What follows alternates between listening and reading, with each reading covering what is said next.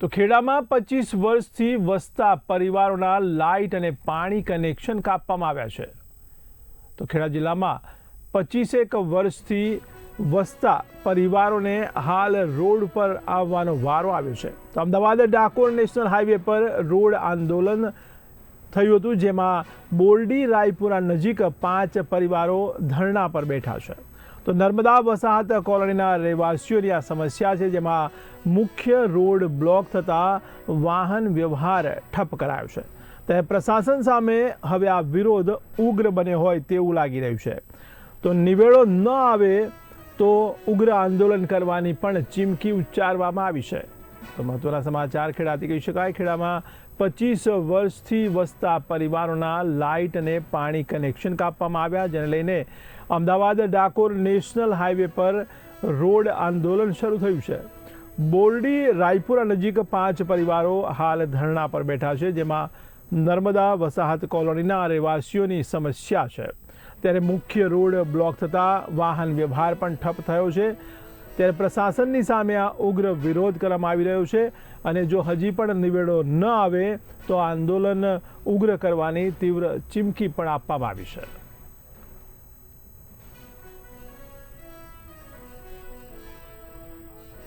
તો મારા સંવાદદાતા નિખિલ ભટ્ટ આણંદથી જોડાયા છે। જી નિખિલ, આ 25 વર્ષથી વસતા પરિવારના લાઇટ પાણી કનેક્શન કાપવામાં આવ્યા છે, તેને લઈને આપ શું કહેશો? જે ચોક્કસથી જો વાત કરવામાં આવે તો ખેડા જિલ્લામાં આવેલ રાયપુરા ગામ, રાયપુરા બોરડી ગામ, એ ત્યાંના નર્મદા વસાહતના 25 વર્ષથી રહેતા પરિવારો આજે રોડ ઉપર ઉતર્યા છે। પ્રથમ તો હું આપને દ્રશ્ય બતાવવાનો પ્રયત્ન કરીશ। જે આ પરિવારો છે, જે 5 પરિવારો છે, જેના 25 જેટલા સભ્યો છે, તે આજે રોડ ઉપર ધરણા ઉપર બેઠા છે। તંત્ર દ્વારા તેમને 5 દિવસની અંદર તેમનું લાઇટ અને પાણીનું જે કનેક્શન છે તે કાપી નાખવામાં આવ્યું છે। તંત્રને વારંવારની અહીંયાથી રજૂઆતો કરવામાં આવી છે, તેમ છતાં તંત્રના અધિકારીઓએ તેમના ફોન પણ બ્લોક કરી દેવામાં છે। પ્રથમ આપણે દ્રશ્યોમાં બીજી તરફ બતાવવાનો પ્રયત્ન કરીશું। જે આ ડાકોરથી અમદાવાદને જોડતો જે માર્ગ છે, એક તરફનો માર્ગ હાલ બંધ કરી દેવામાં આવ્યો છે।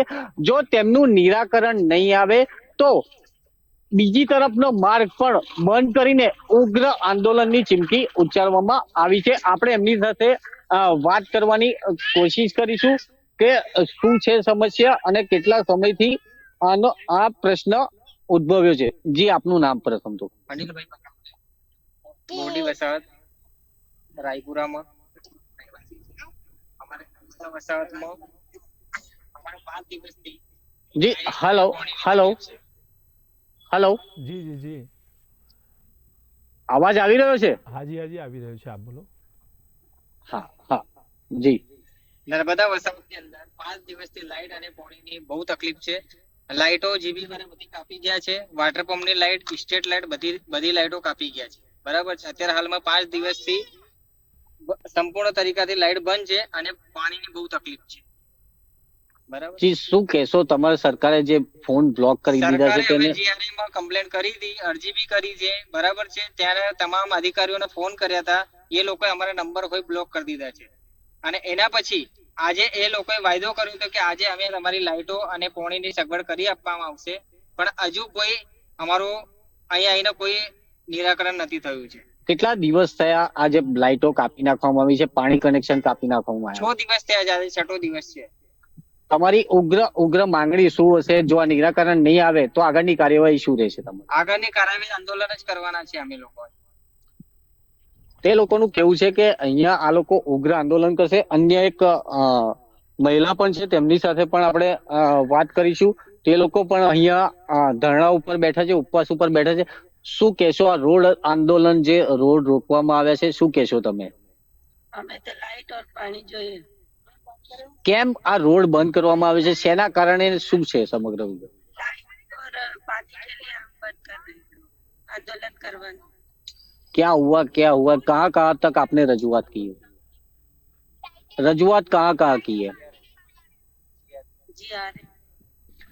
અન્ય એક વ્યક્તિ પણ છે, તેમની સાથે પણ વાત કરીશું, તેઓ શું કહી રહ્યા છે। જી, જે આ ડાકોર હાઈવે ઉપર આપ બેઠા છો, ધરણા ઉપર બેઠા છો, શું છે સમગ્ર વિગત? હું છું સર રાધેશ્યામ નારાયણ પકાવલે.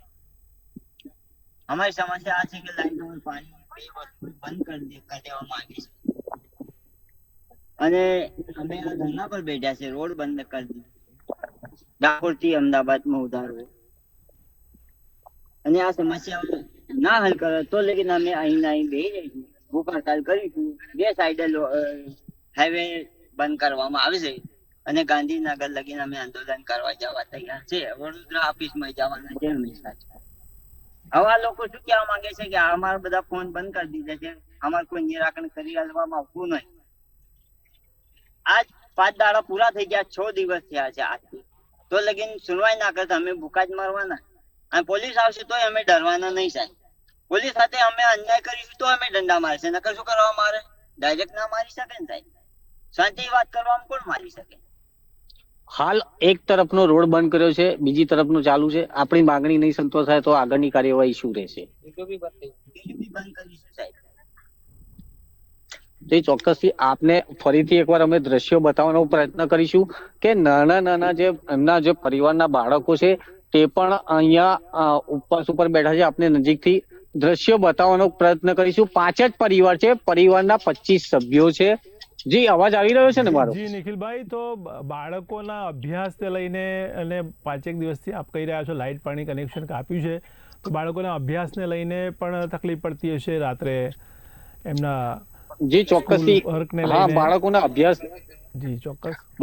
અભ્યાસને લઈને પણ તકલીફ પડી રહી છે. આપણે એને પૂછવાનો પ્રયત્ન કરીશું. જી, તારું નામ શું છે બેટા? મારું નામ ખુશ્બુ હેમંતભાઈ બકાવલે છે. આ જે રોડ ઉપર બેઠા છો, શેના કારણે બેઠા છો? અને 5 દિવસથી લાઇટ પાણી નથી, અભ્યાસમાં કઈ તકલીફ અને શું શું તકલીફો પડી રહી છે? અમારે અભ્યાસમાં તકલીફો પડી છે, અમારું હોમવર્ક નહીં થતું.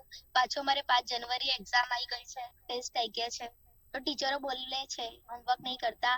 તમે શું કહીએ? લાઈટ નહીં